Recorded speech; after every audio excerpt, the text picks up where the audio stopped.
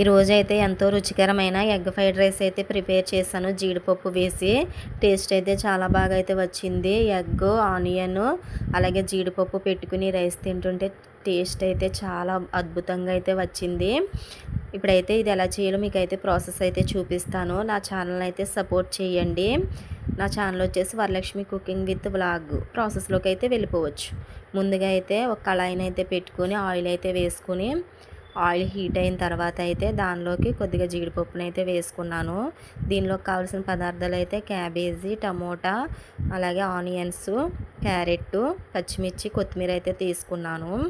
ఇప్పుడైతే దీన్ని జీడిపప్పు కూడా ఫ్రై అయిపోయింది కదా, దీని అంతటిని అయితే తీసుకొని ఒక ప్లేట్లో అయితే పెట్టుకోవాలి.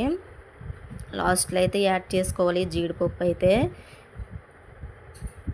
పిల్లలకి లంచ్ బాక్స్లోకి కానీ లేకపోతే బ్రేక్ఫాస్ట్గా కానీ ఎప్పుడైనా ఫ్రైడ్ రైస్ తినాలనిపించినప్పుడు బయట తెచ్చుకోవడం కన్నా ఇలాగ ఇంట్లో చేసుకుంటే హెల్త్కి కూడా మంచిది. టేస్ట్ అయితే చాలా బాగా అయితే వస్తుంది. ఇప్పుడైతే దీనిలోకి ఎగ్స్ అయితే 5 అయితే తీసుకున్నాను. వీటిని అయితే ఇలా పగలగొట్టుకుని అయితే ఆయిల్ అయితే వేసుకోవాలి. వేసుకుని ఎగ్ని అయితే ఫ్రై చేసుకోవాలి. ఇలాగే ఎగ్ ఫ్రైడ్ రైస్ చేసుకోవచ్చు. వెజిటేబుల్తో కూడా ఎగ్ ఫ్రైడ్ రైస్ అయితే చేసుకోవచ్చు. చికెన్ ఫ్రైడ్ రైస్ కూడా ఉంటుంది. ఇప్పుడైతే ఇవైతే వేగిపోయింది ఎగ్. దీనిలో క్యారెట్ అయితే వేస్తున్నాను. క్యారెట్ కొంచెం త్వరగా అయితే ఉడకదు కాబట్టి ఫస్ట్ క్యారెట్ వేసుకుని ఫ్రై చేసుకోవాలి. తర్వాత క్యాబేజీ కూడా వేసుకుంటున్నాను. క్యాబేజీ, క్యారెట్ ఫ్రై అయిన తర్వాత అయితే దీనిలోకి అయితే ఆనియన్స్ కూడా, టమోటా కూడా వేసేసుకోవాలి. ఇవన్నీ వేసుకున్న తర్వాత అయితే దీనిలో కొంచెం సాల్ట్ వేసుకొని సిమ్లో పెట్టి మగ్గించుకుంటే ఈ క్యారెట్, క్యాబేజీ అయితే బాగా కుక్ అయిపోతాయి. ఇలా అయితే వేసుకుని ఫ్రై చేసుకోవాలి. ఇప్పుడైతే ఆనియన్స్ కూడా వేసేసుకుంటున్నాను. తర్వాత వచ్చేసి పచ్చిమిర్చిని కూడా వేసేసుకుంటున్నాను. ఇవైతే బాగా ఫ్రై చేసుకోవాలండి. ఇలా సింపుల్గా ఎప్పుడన్నా తినాలనిపించినప్పుడు ఇంట్లో చేసేసుకుంటే బాగుంటుంది. కాకపోతే మనమైతే కొంచెం బయట ఫుడ్ని ఎక్కువగా ఇష్టపడుతూ ఉంటాం, ఇంట్లో చేసే ఓపిక అయితే లేక. ఇప్పుడు దీనిలోకి అల్లం వెల్లుల్లి పేస్ట్ని కూడా వేసేసుకోవాలి. మనం ఇంట్లో చేసుకుంటే మసాలాలు అయితే తక్కువ వేసుకుంటాం, వాళ్ళైతే ఎక్కువ మసాలాలు అయితే వేస్తారు కదా. అల్లం వెల్లుల్లి పేస్ట్ని అయితే మంచి ఫ్లేవర్ వచ్చేంత వరకు, పచ్చివాసన పోయేంత వరకు అయితే ఫ్రై చేసుకోవాలి.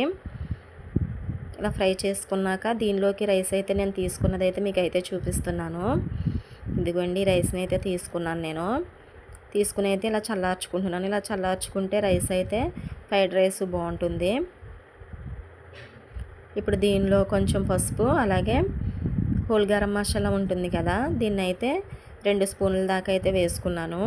అలాగే రుచికి సరిపడా సాల్ట్ని కూడా వేసేసుకుని ఈ 3 కూడా ఈ ముక్కలకి పట్టేలాగా బాగా ఫ్రై చేసేసుకోవాలి. ఈ ముక్కలకి బాగా పట్టించుకుంటే తర్వాత రైస్ వేసినప్పుడు కూడా మనకి రైస్ కూడా బాగా పడుతుంది. ఇప్పుడైతే దీనిలోనే రైస్ కూడా వేసేసుకుంటున్నాను. ఇలా రైస్ వేసుకుని అయితే మొత్తం రైస్ అంతా అయితే వేసేసుకుని బాగా ఫ్రై చేసుకోవాలి. రైస్ని ఎంత బాగా ఫ్రై చేసుకుంటే టేస్ట్ అయితే అంత బాగా వస్తుంది. ఇక రైస్ వేసిన తర్వాత అలా తిప్పుకుంటూ ఫ్రై చేసుకుంటూనే ఉండాలి. ఇప్పుడు దీనిలోనే సోయా సాస్, వెనిగర్ కూడా వేసుకుంటున్నాను. మనమైతే ఇంట్లో చేసినప్పుడు ఇలా తిప్పడానికే చెయ్యి అయితే చాలా నొప్పి అయితే వచ్చేస్తుంది. ఫ్రైడ్ రైస్ బంధువులు అయితే ఇంకా రోజు చేస్తూనే ఉంటారు. ఇలా అయితే వెనిగరు, సోయా సాస్ కూడా వేసేసుకున్నాను కదా, మళ్ళీ దీన్ని అయితే బాగా కలుపుకుంటూనైతే ఫ్రై చేసుకోవాలి. అలాగైతే చాలా ఓపిక అండి. రోజు ఈ ఫ్రైడ్ రైస్ అయితే చేస్తూనే ఉంటారు బండి మీద చేసేవాళ్ళు. ఇలా అయితే బాగా ఫ్రై చేసుకున్న తర్వాత ఇప్పుడు మనం వేయించి పక్కకు తీసుకున్నాం కదా జీడిపప్పు, కొత్తిమీరను కూడా వేసేసుకుని ఒకసారి కలుపుకుంటే ఎంతో టేస్టీ అయిన ఫ్రైడ్ రైస్ అయితే రెడీ అయిపోయింది. Bye friends.